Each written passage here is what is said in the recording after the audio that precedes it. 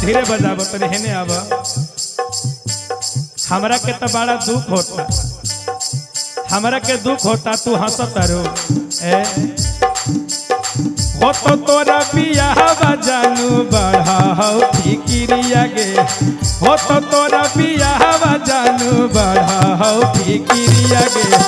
बैठा भी साफरिया जखन उठत लहरिया गे, बैठा भी साफरिया जखन उठत लहरिया गे। हो तो तोरा बियाहवा सोना बढ़ाओ फिकिरिया गे, हो तो तोरा बियाहवा सोना बढ़ाओ फिकिरिया गे। तू तो अपना घरे चल जाइबो, लेकिन तहरा बुझाता कि हमरा पर बीती का तनी देखा। और हो तो तोरा बियाहवा सोना बढ़ाओ फिकिरिया गे, और हो तो तोरा बियाहवा सोना बढ़ाओ फिकिरिया गे। और बैठा भी साफरिया जखन उठत लहरिया गे, बैठा भी साफरिया जखन उठत लहरिया गे, बैठा भी साफरिया जखन उठत लहरिया गे, बैठा भी साफरिया जखन।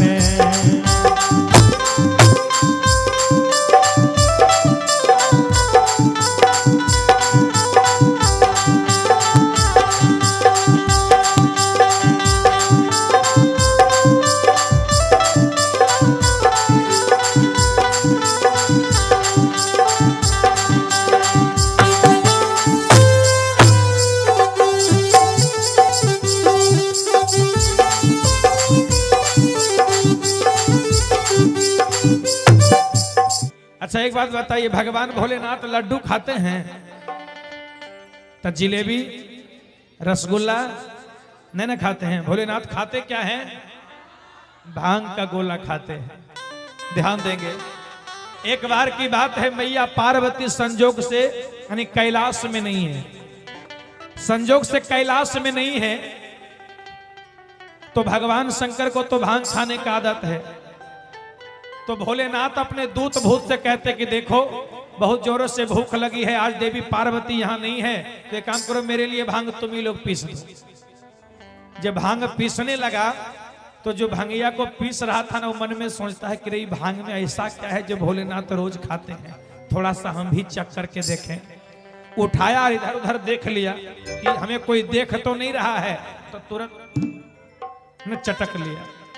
जैसे खाया, उठाते समय तो उसे नहीं देखा कोई, लेकिन खाते समय किसी ने देख लिया।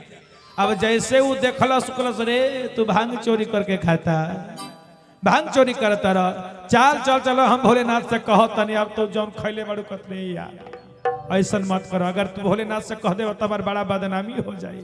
कहते ना ना ना हम ना माने, जाता नहीं। अरे देख ले लियो जाहियो हाला करे ले रे, अरे जाहियो भोलेनाथ से कहले रे। अब तो जौन खैले बाड़े ओकर हालत खराब की भोलेनाथ से कही है, तो हमार तो नौकरी गई, हमार तो नौकरी गई। अब वो कहता रह कि देखो ए यार, हम तो एके गोली न खैनी है भांग का, तो तू 2 गो खा ला, लेकिन हाला मत करो, हाला मत करो। तू 2 गोली खा, कहत रहे ना ना ना हम ना खाएम, जाता नहीं हम कहे। अब तो लगले कहे, मान ली कि भांग के खैला से हम देख ले बनी है ना, वो भांग के खैला से हम देख ले बानी, तो हम तो लगले हाला करे कि देख ले लियो जाहियो हाला करे ले रे, देख ले लियो जाहियो हाला करे ले रे। तभी लगली कहे कि देखो हाला मत करो, हम एके गोली ना खैनी ह, तू दूगो खा, लेकिन हम कहली ना, हम माने ना जाता नहीं कहे। तो कहत अरे कि यार चुप चुप चुप तो ले रे यार, चुप चुप चुप तो ले रे, देख लियो जाहियो हाला करे ले रे, देख लियो जाहियो हाला करे ले रे, यार चुप चुप चुप तो ले रे यार, चुप चुप चुप तो ले रे।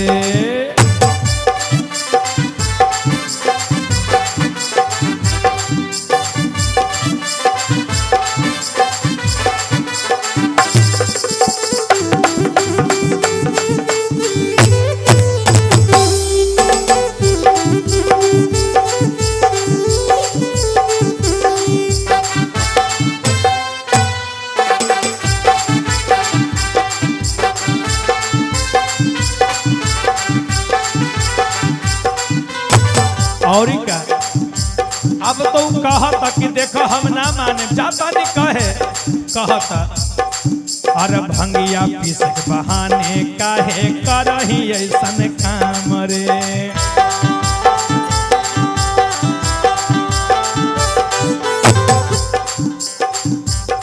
और चुप रहे हाला नहीं करे हो जइबे बदनाम रे,